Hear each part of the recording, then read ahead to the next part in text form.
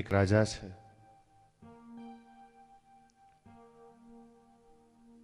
અને એ રાજાને 3 કુંવર.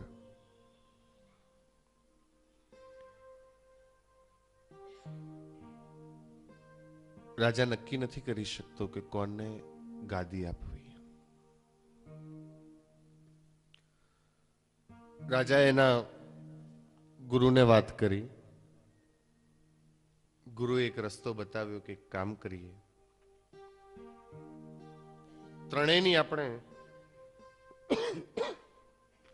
પરીક્ષા કરીએ અને જે સૌથી સારું પરિણામ લાવે એને ગાદી આપીએ. એક સરખા જેવી 3 ગુફા જંગલની અંદર ગુરુ આ 3 કુંવરોને બતાવે છે. જંગલમાં 3 ગુફા છે, લગભગ એક જેવી છે. અને ગુરુ એમ કહ્યું કે કાલ સવાર સુધીનો તમને સમય આપું છું. આ ગુફાને જે જેવી રીતે ભરશે ને એને આધારે અમે નક્કી કરીશું કે ગાદી કોને આપવી. ગુરુ ત્યાંથી જતા રહે છે. 3 કુંવર એકલા છે. એ 3 રાજકુમારોએ પોતપોતાની રીતે વિચાર કર્યો. પહેલા એ વિચાર કર્યો, એક તો જંગલ છે, બીજું કઈ અહીંયા હોય નહીં, એટલે આવેશમાં આવીને એણે એવું કર્યું કે આ શું વળી ટીખળ સૂજ્યું છે એમ વિચાર કરી અને પ્રાણીઓની વિષ્ટા લઈ અને ગુફાને ભરી દીધી. પ્રાણીઓની વિષ્ટા દ્વારા આખી ગુફાને ઠસોઠસ ભરી છે.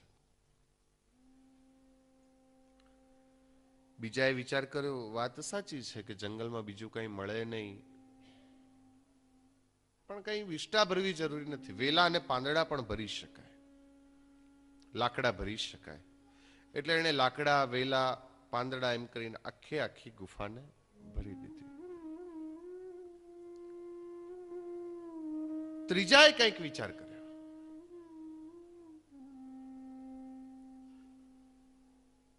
સવારનો સમય થયો અને ગુરુ અને રાજા બંને જણા જોવા માટે આવે છે કે કોણે શું કર્યું છે.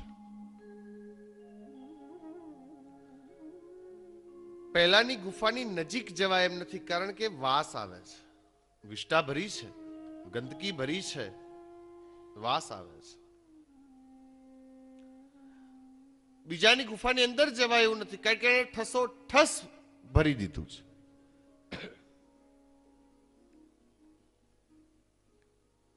ત્રીજાની ગુફાની અંદર ગયા, ચારે બાજુ જોયું, કોઈ વસ્તુ દેખાય નહીં.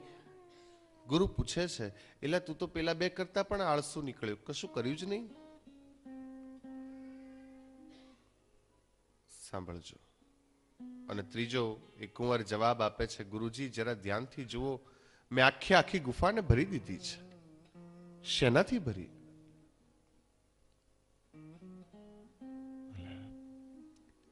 અને ત્યારે એક કુંવરે જવાબ આપે, મેં ગુફાની વચ્ચે એક દીવો પ્રગટ કર્યો. તમે જ્યારે મને ગુફા સોંપીને ત્યારે આખી ગુફા અંધારી હતી, મેં વચ્ચે કેવળ એક દીવો કર્યો ને આખી ગુફાને અજવાળાથી ભરી દીધી.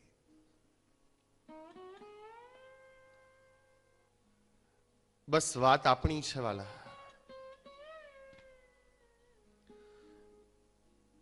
વિષય અને વિકાર રૂપી વિષ્ટા કે વેલા અને પાંદડાથી આપણે આપણા જીવનને ભર્યું છે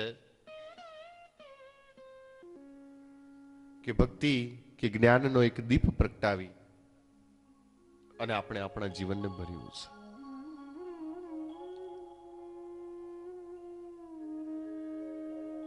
વિષયો રૂપી વિષ્ટાથી કે વિકાર રૂપી વેલા અને પાંદડાથી, શું એનાથી જીવન આપણે આપણા જીવનની ગુફા ભરી? કે ભક્તિ કે જ્ઞાનનો એક દીપ પ્રગટાવી અને આપણે આપણા જીવનને ભર્યું, અજવાળાથી ભર્યું. ક્યારેક વિચાર કરવો જોઈએ. દીવો આપણે બહાર કરીએ છીએ, કરજો, ચોક્કસ કરવો જોઈએ, પણ ક્યારેક વિચાર કરવાનો કે ભીતર અંધારું છે કે અજવાળું છે.